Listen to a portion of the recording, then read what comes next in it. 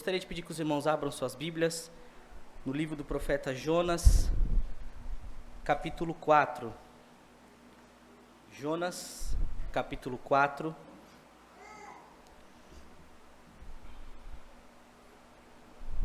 Hoje nós estamos entrando no último capítulo do livro.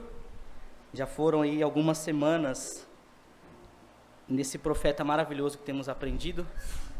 Nós vamos entrar no último capítulo, Jonas capítulo 4, e hoje, meus irmãos, nós vamos meditar e tirar lições apenas do versículo 1, que diz assim, Jonas 4:1. E com isto, desgostou-se Jonas extremamente e ficou irado. Senhor, nós estamos, ó Pai, diante da Tua santíssima palavra, e o meu desejo mais uma vez, ó Pai, é que o Senhor fale aos nossos corações, ó Pai. Que o Senhor, ó Pai, nos traga a Tua palavra e que ela transforme o nosso coração. Que todos que estão aqui, Senhor, possam sair daqui hoje, conhecendo mais a Ti e mais desejosos por conhecer mais a Ti, Senhor. Que o Senhor fale através da Tua palavra que é viva e eficaz, para que nós possamos aprender, viver e praticar a Tua palavra. Em nome de Jesus, amém.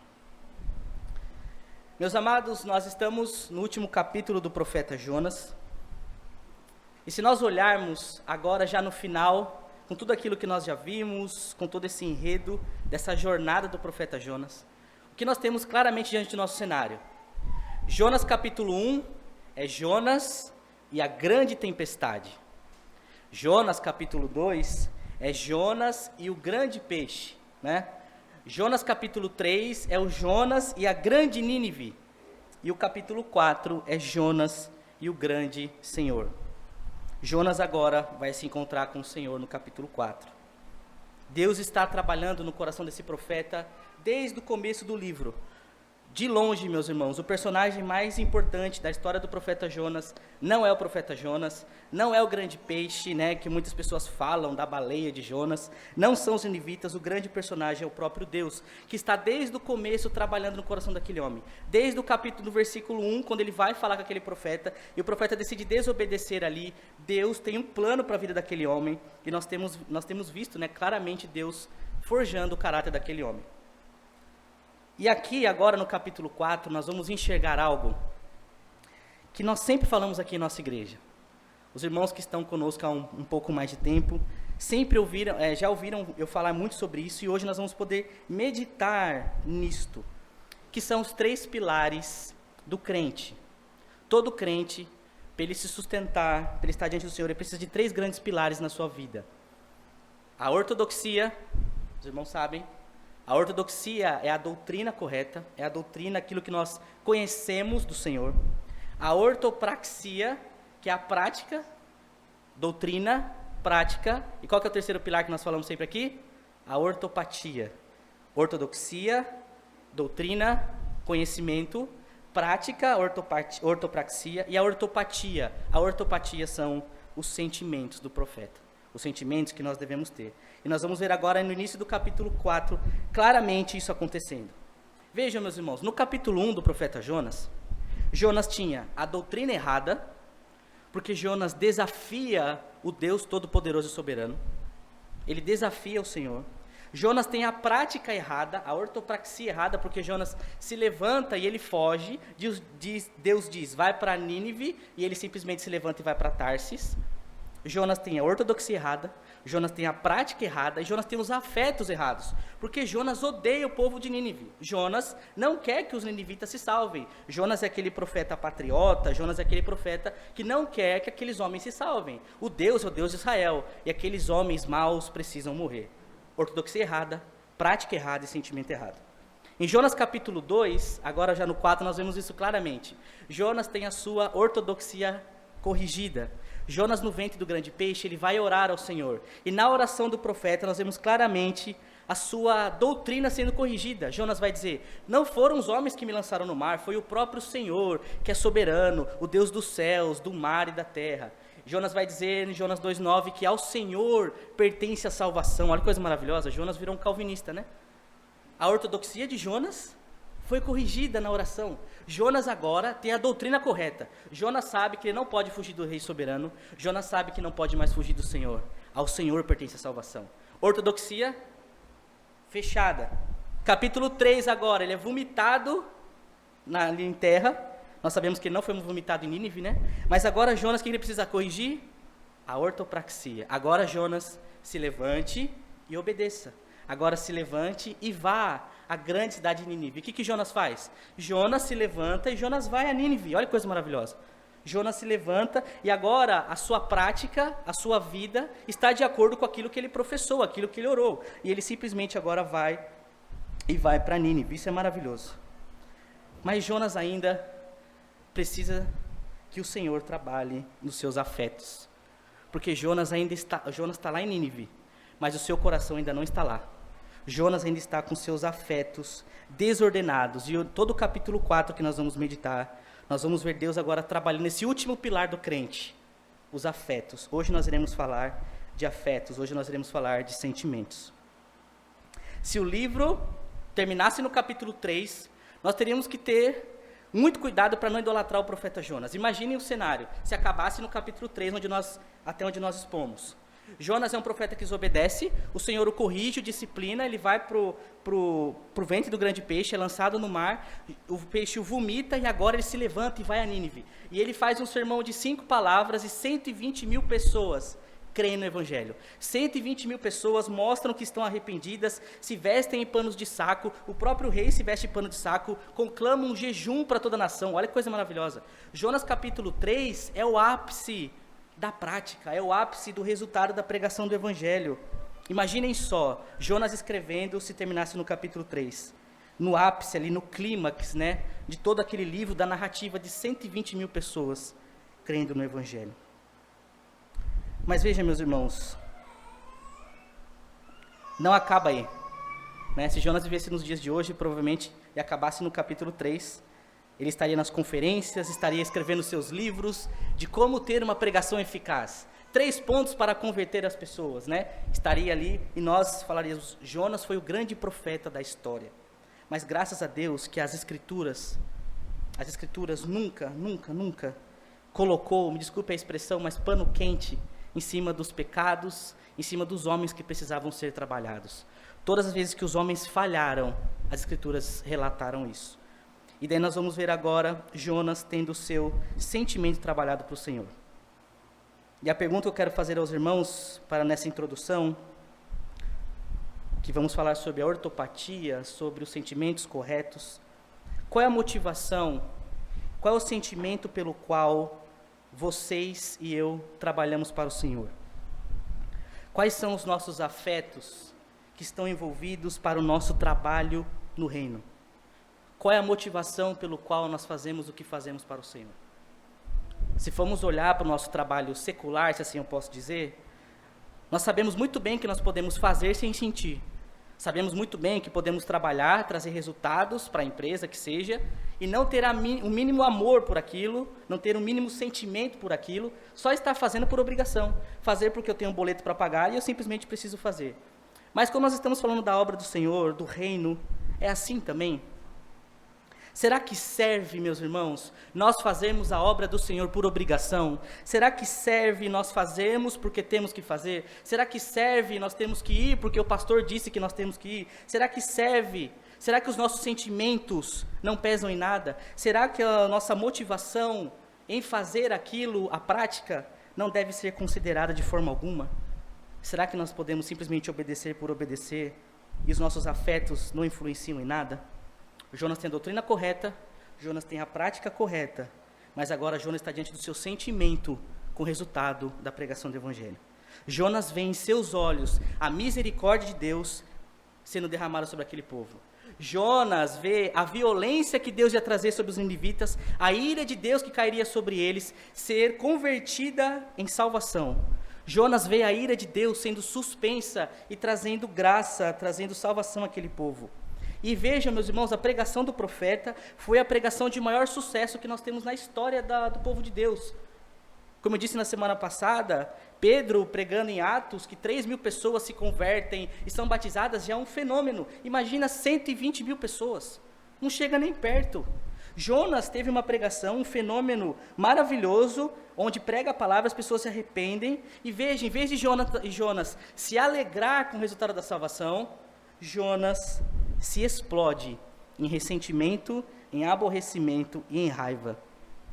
E a ideia aqui de que Jonas está irado, desgostoso no hebraico, é que Jonas está pegando fogo, Jonas está extremamente irado. O versículo 1 que nós lemos é o que vai dizer: e com isto, com o resultado da pregação de 120 mil pessoas se arrependerem e Deus derramar de sua misericórdia, com esse fato, Jonas se desgosta e fica extremamente irado. Agora os sentimentos de Jonas são trazidos ao livro. Jonas não acaba no capítulo 3. Deus agora precisa mostrar os afetos do resultado da obra. Isso é muito sério. E a ira revela muito de quem nós somos. É fácil você disfarçar se você está chateado. Se você está chateado, você pode colocar uma máscara, você esconde que você está chateado. Às vezes, por amor até a pessoa que você tem, você não quer mostrar que ela te chateou e você consegue disfarçar. Você consegue disfarçar até a sua alegria. Às vezes você está extremamente alegre, aconteceu algo maravilhoso na sua vida e você consegue se conter. Mas, meus irmãos, a ira é algo muito difícil, porque a ira nos move. Quando nós estamos irados, o nosso coração ferve e nós começamos a pôr para fora tudo aquilo que nós conseguimos esconder com os outros sentimentos. Quer ver o que realmente uma pessoa pensa, ou o que realmente uma pessoa sente? Escute-a quando ela está irada, e você vai ver as mais verdades que estão lá dentro, escondidas. Que você pega um copo sujo, né, e deixa ele parado, a sujeira baixa e fica lá. Mas a ira vem e chacoalha todo o copo, e quando você vê, a pessoa está simplesmente jogando tudo para fora. E Jonas aqui não esconde, Jonas aqui se ira, e Jonas tem um problema com Deus. Hernandes Dias Lopes vai dizer no seu livro sobre o profeta Jonas, nessa parte ele vai dizer assim: o livro de Jonas termina falando não apenas da conversão dos ninivitas, mas da rebelião de Jonas. Enquanto os pagãos se derretem, o profeta se endurece.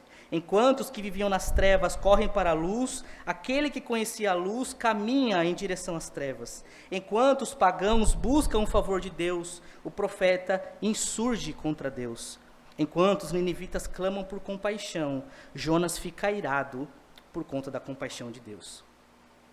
Irmãos, dentro desse tema da ortopatia dos sentimentos por aquilo que fazemos, hoje eu quero meditar com os irmãos em 2 pontos, em 2 perigos que nós estamos expostos a cometer quando nós não temos os nossos sentimentos ordenados.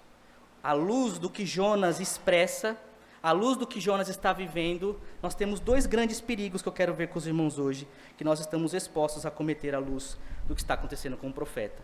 E na semana que vem nós vamos continuar e o profeta vai orar. E se você correr o seu olho aí agora nas escrituras, a partir do versículo 2, a oração de Jonas é uma oração de revolta. Mas hoje nós vamos ter o versículo 1 do que Jonas está expressando o seu sentimento sobre aquilo que nós precisamos falar, que é a ortopatia, esse grande pilar da nossa fé. Estamos acostumados a doutrina correta e prática, doutrina correta e prática. Se você sabe, você faz, se você sabe, você faz. Mas será que os afetos não interessam? Olha o que acontece aqui. Meus irmãos, o primeiro ponto que eu quero destacar com os irmãos do perigo, prestem atenção, é sobre o perigo de nós pregarmos a Deus, de nós falarmos sobre Deus e não usufruirmos da mensagem que nós pregamos. Jonas é claramente um homem que viu um milagre colossal em Nínive. Enquanto aquela cidade sanguinária se quebranta pela pregação, ele viu em seus olhos a eficácia da palavra penetrando o coração daqueles homens, e ele simplesmente, com seu coração duro, não consegue também receber e usufruir da mensagem que ele mesmo prega. É o famoso falar e não viver. E nós cometemos um perigo muito grande, meus irmãos, de vivermos assim. Jonas é o que confronta os outros, os ninivitas, vocês irão morrer, mas ele mesmo não se confronta, não olha para o seu coração. Jonas é um canal de Deus para a vida daqueles ninivitas, mas Jonas não consegue ser um recipiente aonde também recebe a bênção de Deus. É muito triste quando os servos do Senhor são fontes de bênção para os outros, e eles mesmos deixam de ser bênção, e eles mesmos deixam de ser abençoados pela própria palavra que pregam. Eu já comentei aqui, acho que foi na semana passada, sobre o poder da pregação.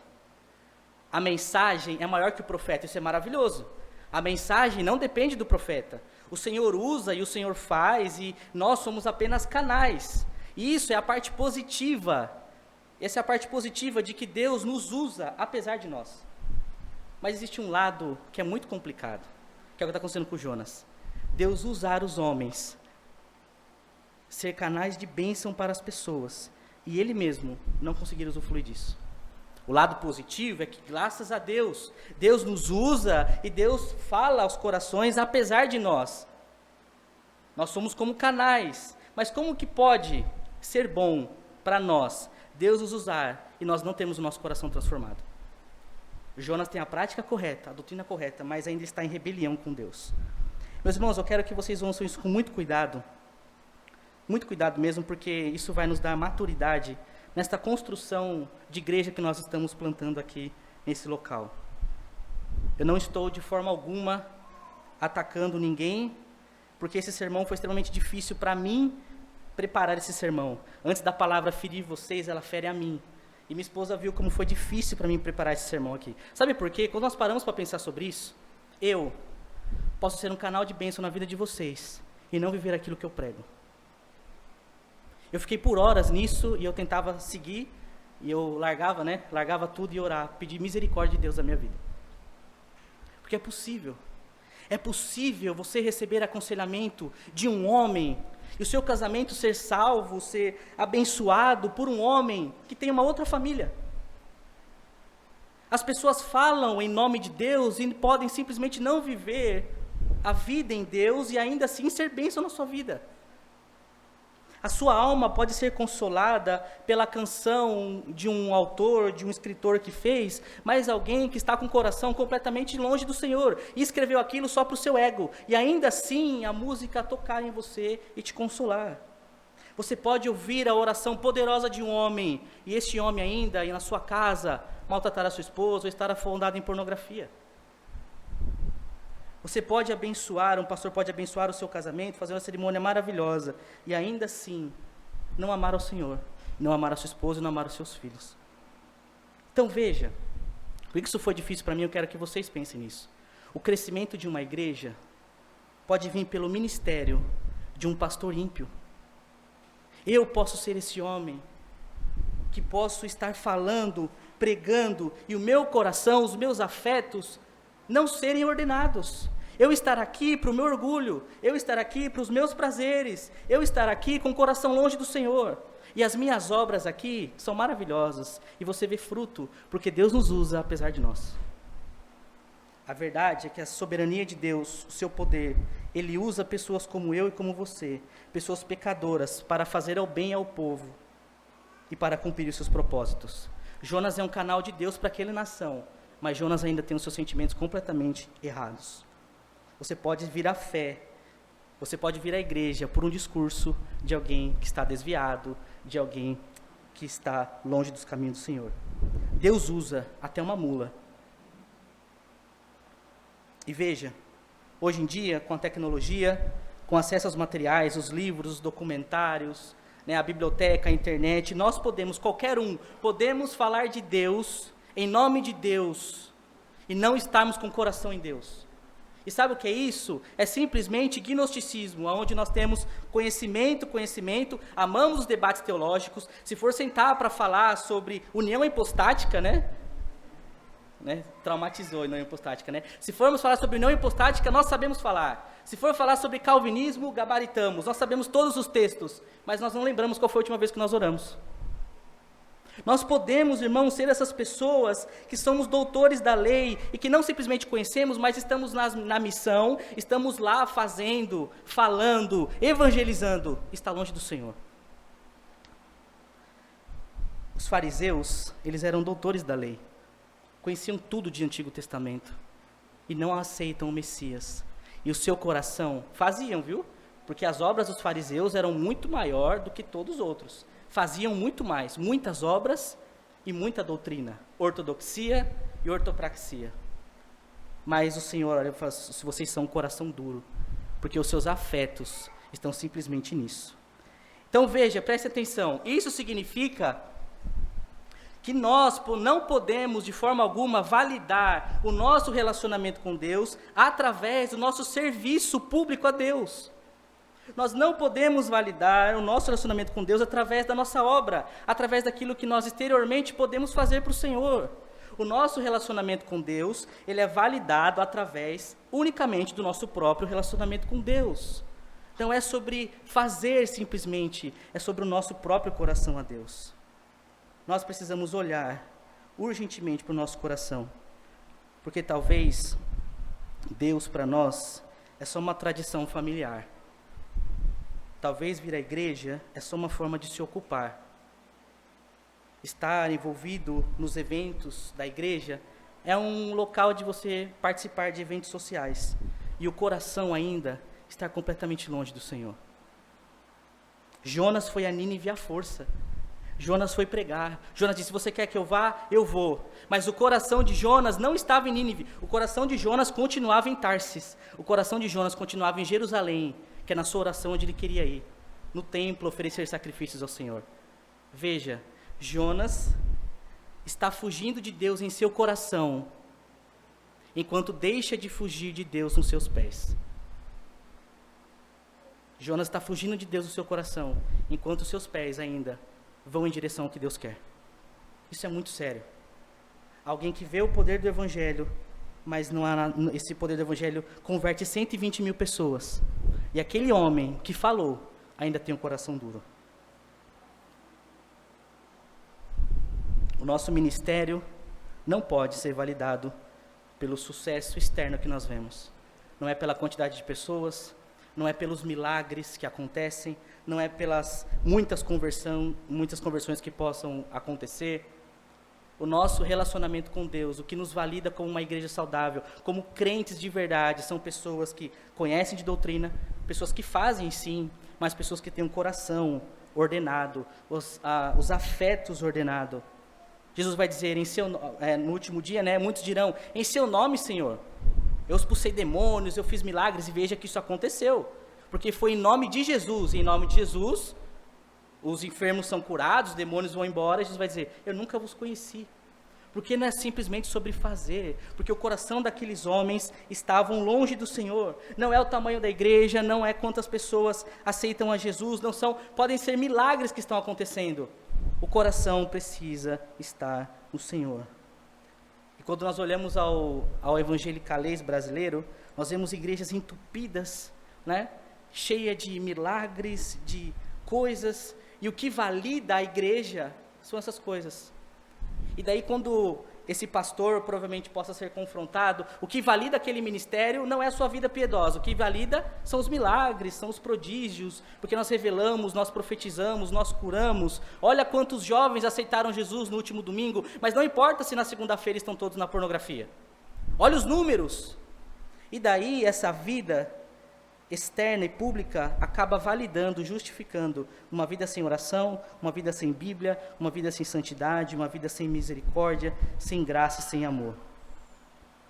A verdade é que nós olhamos, vocês olham para mim, e vocês me veem aqui, meus irmãos, todos os domingos, subindo aqui, falando por 50 minutos, fazendo as coisas aqui na igreja, mas veja, não é isso que valida o meu ministério. Eu sou um crente como vocês. O pastoreio acontece na vida comum, na vida diária. As dificuldades que vocês têm em orar e ler a Bíblia, eu também tenho. Não existe um superpoder, não existe um super crente. E todos nós estamos dentro desse mesmo plano maravilhoso, de nós entendermos a doutrina, de nós vivermos a doutrina, de nós termos os afetos ordenados na doutrina. E eu que estou aqui à frente dessa igreja, posso ser o primeiro a me desviar disso. Orem por mim. Foi muito difícil preparar esse sermão, meus irmãos. Jonas escancara para nós que nós podemos fazer o certo, enquanto nosso coração ainda ama o errado. Nós podemos plantar igrejas, enviar missionários, estarmos construindo, no fim, uma grande torre de Babel, que corações longe do Senhor, mais obrando, mais fazendo, mais aparecendo, mais publicando. E a pergunta que eu fiz no começo para os irmãos, eu volto a fazer. Será que serve fazer a nossa obra por Deus de qualquer jeito, sem as motivações corretas, sem os afetos ordenados, fazer por obrigação?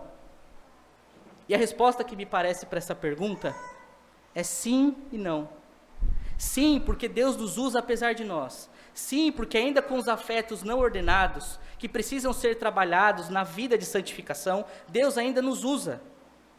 Sim, você ainda consegue trabalhar no Senhor e Deus ter misericórdia na sua soberania e te usar para você ser bênção na vida de alguém. Mas ao mesmo tempo é não, porque nós como crentes não deveríamos desejar fazer e estar longe, abençoar e não ser abençoado pela mesma palavra, meus irmãos.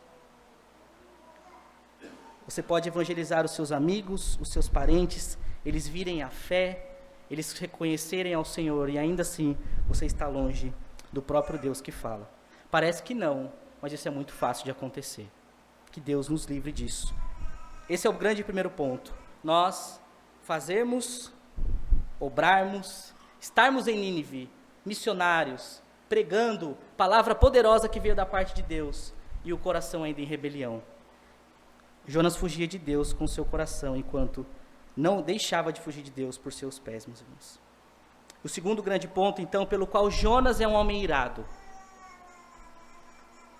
O grande perigo é sobre nós fazermos a obra de Deus e não nos deleitarmos na própria obra de Deus. E aqui é o grande ponto pelo qual Jonas está assim, e nós vamos ver o porquê Jonas está irado. E isso vai ser o que vai nos acarretar a sua oração que ele vai fazer a partir do versículo 2. O segundo ponto é o perigo de fazermos a obra de Deus e não amarmos ao Senhor, e não nos deleitarmos no Senhor. Veja, Jonas ele tem um problema, e Jonas tem um problema claro com Deus. Com Deus. A maior prioridade do crente não é fazer a obra de Deus, mas era amar o Deus da obra. Esse é o grande ponto, meus irmãos. O Deus da obra é muito mais importante do que a obra de Deus. Na verdade, Deus está muito mais interessado do que nós somos, do que aquilo que nós podemos produzir e fazer por Ele, ou pela igreja que seja. Veja, o amor a Deus precede o trabalho. Nós devemos amar ao Senhor, nos deleitar nele antes do trabalho. Não são os afazeres, não são os programas, as escalas, os ministérios que vão fazer você amar ao Senhor. Você ama o Senhor e por isso você faz. O amor precede, o amor vem antes. Aí volta a pergunta, por que você faz o que faz ao Senhor? Por que você está no grupo de louvor? Por que você está nas projeções? Por que você está na recepção? Por que você se envolve na igreja? Quais são os sentimentos que levam a fazer as coisas no Senhor? Quais são os afetos que estão envolvidos nisso? Por que você faz o que faz? E por que você não faz? Quais são os afetos que estão envolvidos pelos quais você não faz? Talvez o nosso grande problema seja a falta de amor a Deus. Estar na obra, mas não se deleitar no Deus da obra. Jonas não se contenta com a pregação. Jonas está ali fazendo o correto, mas completamente com a motivação errada. Não basta fazermos a vontade de Deus, meus amados. Nós precisamos se deleitar no Senhor e amar. E Jonas é um homem que não ama. Desde o capítulo 1, do versículo 2, quando Jonas se levanta para não fazer o que o Senhor espera, Jonas faz isso porque Jonas odeia os ninivitas. Jonas não ama aqueles homens. E o não amor de Jonas àqueles homens mostra o seu não amor com Deus. Nós vimos no capítulo 3 o Senhor dizendo que aquela cidade era importante para ele, para Deus. Nínive era importante para Deus, mas não para Jonas. Se Jonas amasse ao Senhor, ele amaria os perdidos, ele amaria os ímpios, ele estaria com seu coração lá, eu vou pregar, porque o Senhor, assim como me resgatou, irá resgatar aqueles homens. Se lembrem que na mensagem de Jonas não há uma chamada ao arrependimento, há só uma chamada à condenação, porque era isso que Jonas queria. Jonas não ama aquelas pessoas. Jonas não amando aquelas pessoas, nos mostra que ele também não amava a Deus, porque ele não consegue se deleitar, se alegrar com 120 mil pessoas crendo no Evangelho. O próprio homem de Deus que estava pregando a palavra. O amor, meus irmãos, é tudo que nós precisamos antes de trabalhar. antes de fazermos. Os nossos afetos precisam ser reordenados pelo amor primeiro. Em Apocalipse capítulo 2, o apóstolo João vai escrever à igreja de Éfeso. E a igreja de Éfeso, lá em Apocalipse capítulo 2, é a mesma igreja que Paulo escreveu aos Efésios. Só que já, alguns anos à frente, João vai escrever depois aquela igreja. Passaram grandes pastores lá, Paulo, passou o próprio Timóteo, e João vai escrever aquela igreja. E veja, acho que eu já preguei esse sermão aqui, de Apocalipse capítulo 2. Aquela igreja de Éfeso era uma igreja operosa, era uma igreja maravilhosa, era uma igreja que fazia muito. Era uma igreja extremamente ortodoxa e extremamente uma igreja prática. Em Apocalipse capítulo 2, no versículo 2, Deus vai dizer àquela igreja: eu conheço as tuas obras, que vocês trabalham, que vocês são pacientes, que vocês sofrem por causa do evangelho. Era uma igreja operosa, uma igreja viva, uma igreja que fazia muito. E quando iam pessoas lá, se intitulando como apóstolos, os próprios membros da igreja de Éfeso o expunham como mentirosos e expulsavam da igreja. Que pastor não queria ser pastor dessa igreja de Éfeso, Uma igreja que conhece de Bíblia, doutrina, porque chegava, eu sou apóstolo, vocês não são não, biblicamente vocês não são, vocês são mentirosos, e tiravam-os do meio do povo. E eles trabalhavam muito, eles tinham muita paciência, eles não se cansavam. Em Efésios capítulo 2, versículo 3 vai dizer, uma igreja ortodoxa e uma igreja operosa em obras. No versículo 6, Deus vai dizer, vocês odeiam os nicolaítas, eu também odeio, um povo idólatra. Veja que igreja maravilhosa.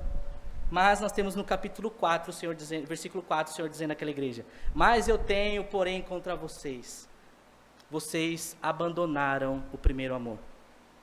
Uma igreja viva, uma igreja que conhece de Bíblia, uma igreja que faz, que não se cansa, que expulsa os falsos mestres, mas era uma igreja que não amava, era uma igreja que não tinha os seus afetos ordenados. E Deus vai dizer, se vocês não voltarem ao primeiro amor, o primeiro amor não é voltar a ser como era quando você se converteu, porque ali você era ingênuo. Se você falar que voltar ao primeiro amor é voltar a ser como você se converteu, é você dizer que tudo aquilo que você aprendeu não serve de nada. Você tem que voltar a ser um leófito. Não é isso que João está dizendo. João está dizendo, vocês precisam voltar ao que vem primeiro. Antes da doutrina vem o amor. Antes da prática vem o amor. Vocês precisam amar primeiro. O amor vem antes. Ótimo conhecer de Bíblia, ótimo praticar, mas vocês precisam se amar. E Jonas, meus irmãos, não ama. Eu gostaria de pedir que os irmãos abram suas Bíblias em 1 Coríntios capítulo 13, e nós vamos ver essa característica do amor que falta em Jonas, que muitas vezes faltam em nós, para que nós tenhamos os nossos afetos ordenados e nos deleitarmos no Senhor.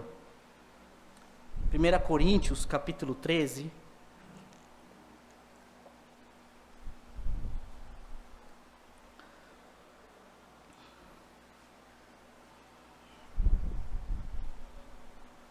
Paulo diz assim àquela igreja de Corinto, 1 Coríntios capítulo 13, versículo 1, ainda que eu fale as línguas dos homens e dos anjos, isso é que muitas pessoas almejam, ainda que eu fale, se eu não tiver amor, serei como um bronze que soa, ou como um símbolo que retira, só faz barulho.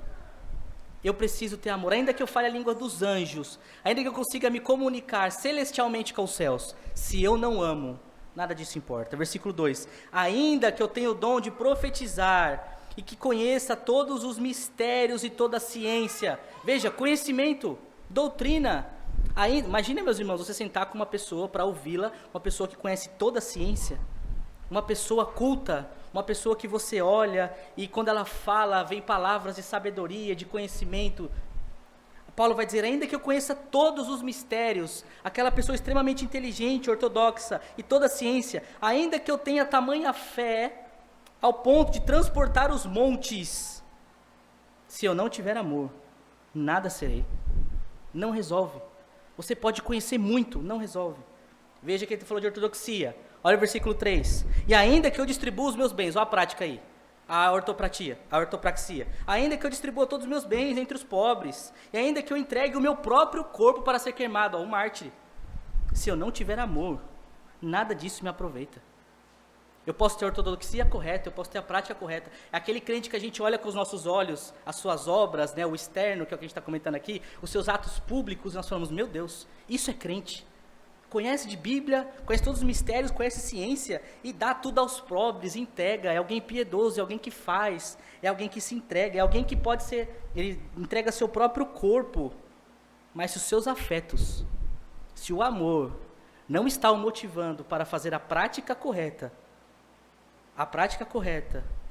com aquilo que você crê, nada disso resolve, nada disso serve. Aí agora no versículo 4, Paulo vai falar sobre o que é o amor. Os afetos ordenados no Evangelho. Versículo 4, o amor, ele é paciente, veja, o amor é paciente. Jonas é o quê? Totalmente impaciente com o que está acontecendo. Jonas está desgostoso. O amor é paciente, Jonas não é. O amor, ele é benigno e bondoso. Jonas não quer ver a bondade de Deus derramada sobre aqueles ninivitas. Jonas não quer ver a bondade de Deus. O amor não arde em ciúmes. O que Jonas está acontecendo com Jonas? Ciúmes. O Deus é meu, o Deus é de Israel. Esse povo aqui, que não é o povo de Deus, precisa ser fulminado. Ciúmes. O amor não ufana, não se ensoberbece, ou não se vangloria, não se orgulha. Jonas é o vanglório e Jonas é o orgulhoso. Veja, Jonas está no oposto do amor. Versículo 5. O amor não maltrata. O amor não procura o seu próprio interesse. O que Jonas está fazendo? Eu não quero. Foi por isso, na sua oração, já adiantando ao sermão da semana que vem, Jonas vai dizer, é por isso que eu fui para Tarsis, porque eu sabia que o Senhor era misericordioso. E o meu interesse é que o Senhor cumprisse a ira, que era acabar com esse povo. Jonas é aquele que maltrata, Jonas é aquele que procura os seus interesses. Versículo 5, o amor não se ira facilmente, meus irmãos. O amor não guarda rancor. Jonas é o irado, Jonas é o desgostoso e Jonas é o rancoroso. Jonas não ama. Jonas precisava ouvir o apóstolo Paulo. Mas graças a Deus, que ele tinha o próprio Deus para transformar o seu coração. Em Mateus capítulo 24, Jesus vai dizer que se por multiplicar a iniquidade na igreja, o amor de muitos esfriaria. Sabe por que a igreja hoje é fria? Sabe por que hoje os afetos são desordenados, ainda que as obras sejam ok, e até a doutrina seja correta? Porque a igreja está cheia de iniquidade. Jesus disse isso. Existem pecados, e esses pecados nos afastam do amor, que é a grande essência para nós termos os afetos ordenados para obrar e para fazer aquilo que o Senhor espera. Jesus vai dizer em João 13, 35, nisto vocês conhecerão que sois meus discípulos, se vocês amarem uns aos outros. O que faz uma igreja ser reconhecida como igreja, o que faz você ser conhecido como um discípulo de Jesus, é porque você ama, não é porque você toca, não é porque você faz qualquer tipo de coisa, meus irmãos. Você é reconhecido por Deus como um discípulo porque você ama. E se você não ama, você está com os afetos desordenados. Você está precisando que o Senhor intervenha e você clame por misericórdia, para que o Senhor te ajude, para que você volte ao primeiro amor, para que você volte às práticas do amor que precedem, que vem antes da doutrina, que vem antes das práticas, meus irmãos. Nunca se esqueçam desses 3 pilares. Nós falamos já muito deles aqui, mas nunca focamos tanto na ortopatia que tantas pessoas esquecem. Os sentimentos importam, a motivação importa, o coração importa para Deus. O que nós vemos com nossos olhos naturais e biológicos são as obras externas, e as obras externas podem nos enganar. As obras externas podem nos enganar. Nós podemos fazer, e ainda assim estarmos longe do Senhor. Mas o coração, Deus conhece. Para finalizar, estou finalizando. Eu não quero de forma alguma dizer que a ortodoxia e a ortopraxia são descartáveis de forma alguma. Jonas, nessa trajetória, Jonas tem a ortodoxia corrigida no capítulo 2. Jonas tem no capítulo 3 a sua prática corrigida. E no capítulo 4 agora ele vai ter o seu sentimento corrigido. Veja, em 1 Timóteo capítulo 3, Versículo 14 e 15, Paulo vai dizer que a igreja, ela é coluna e baluarte da verdade. A igreja precisa, irmãos, ser ortodoxa. A igreja precisa conhecer de Bíblia. A igreja precisa, o tempo todo, se voltar às Escrituras e não sermos levados por qualquer vento de doutrina. Em 1 Pedro, Pedro vai dizer sobre nós estarmos sempre prontos para responder à razão da esperança da nossa fé. Isso é Bíblia, isso é ortodoxia, isso é doutrina. Nós precisamos estar firmes e alicerçados na palavra do Senhor. Mas também é extremamente importante praticarmos o que sabemos. Não adianta saber por saber, não é sobre conhecimento por conhecimento, é nós praticarmos. Tiago vai dizer que aquele que ouve a palavra e não a pratica, ele é um tolo. É como alguém que se vê no espelho e simplesmente sai e depois não se lembra mais do seu rosto. Tornai-vos, pois, praticantes da palavra e não apenas ouvintes. Praticantes é a prática, é o que Jonas fez. Agora que eu conheço, eu preciso ir, eu me levanto, eu me disponho e eu vou, e eu faço. Não podemos nos esquecer dos afetos. Filipenses capítulo 2, por favor abram que nós estamos finalizando. Paulo vai dizer sobre os afetos daquela igreja.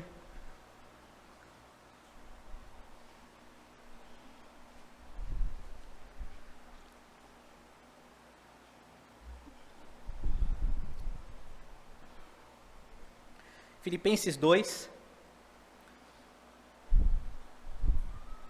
diz assim: se há, pois, alguma exortação em Cristo, se há alguma consolação no amor, veja o amor, se há alguma consolação em Cristo no amor, se há comunhão no Espírito, aquelas são, é tipo pergunta retórica, né? Se há, porque havia naquela igreja, se há amor, se há comunhão no Espírito, se há estranhos afetos de misericórdia aos afetos aí. Se há amor, se há o Espírito, se há comunhão em Cristo, se há afetos de misericórdia. Versículo 2. Então, vocês estão com os afetos ordenados? Contemplem a minha alegria, tendo vós o mesmo modo de pensar, tendo o mesmo amor e sendo unidos de alma e de mente.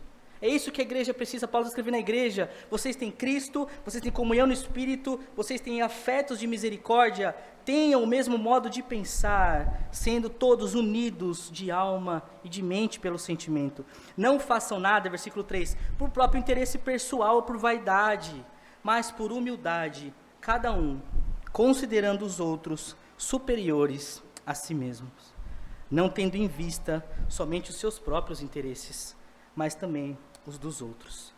Os sentimentos corretos nos levam a uma igreja que não divide e que não quer ter o seu próprio interesse pessoal sendo levado em conta, mas os dos outros, considerando aquele irmãozinho que ainda é novo na fé e que você já tem, 20 anos de teologia, considerar aquele novo na fé superior a você e que você precisa amá-lo e que você precisa servi-lo, tendo em vista os seus próprios interesses, porque o amor é o oposto daquilo que Jonas está vivendo. Um amor egoísta, que não é humilde, que busca os próprios interesses. Meus amados, ortodoxia, doutrina, prática e sentimento. Se essa palavra falou com você, assim como falou muito a mim essa semana, muito. Se você está se sentindo mal, como eu me senti, né? Se você está sentindo que nem crente você é, como eu também me senti, eu tenho uma palavra para você. É uma palavra de esperança. Porque o Espírito que habita dentro de nós nos convence da justiça, do pecado e do juízo. Aquele que começou a boa obra em nós, ele há de terminá-la até o fim. O sentimento que nós temos que ter quando nós estamos pensando que estamos fazendo errado, não estamos fazendo para o Senhor, estamos no caminho com sentimentos ainda confusos, os afetos desordenados. O sentimento que nós temos que ter e a nossa atitude não é deixarmos de fazer, mas é continuar fazendo, porque Deus ainda te usa por misericórdia, continuar fazendo e pedindo para que o Senhor transforme o seu coração, pedindo para que o Senhor coloque os afetos ordenados enquanto você faz, porque é uma jornada. O Evangelho não é sobre um tiro de 400 metros, o Evangelho é sobre uma caminhada, onde você está o tempo todo corrigindo a ortodoxia.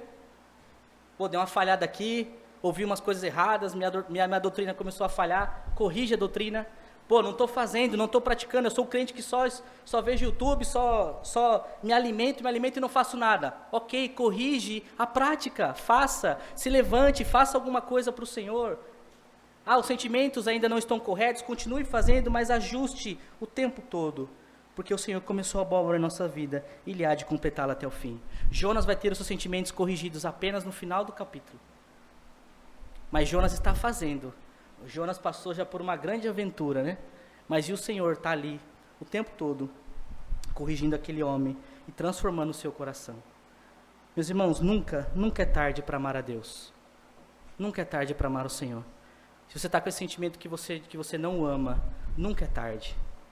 Eu quero finalizar com os irmãos orando a oração de Agostinho. Agostinho entendeu que ele precisava amar o Senhor, mas que nunca é tarde para amar o Senhor. E Agostinho, em suas confissões, ele ora assim: tarde te amei,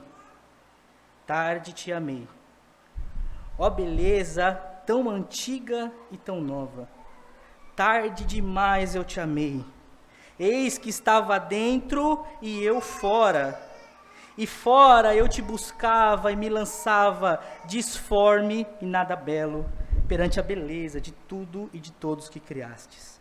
Estavas comigo e eu não contigo, seguravam-me longe de ti as coisas que só existiam se fosse por ti. Chamaste-me por mim, rompeste-me a minha surdez, brilhastes, resplandecestes e a tua luz afugentou a minha cegueira. Exalaste o teu perfume e respirando-o suspirei por ti e te desejei. Eu te provei, eu te saboreei e agora tenho fome e sede de ti. Tocaste-me e agora ardo e desejo por tua paz. Amém.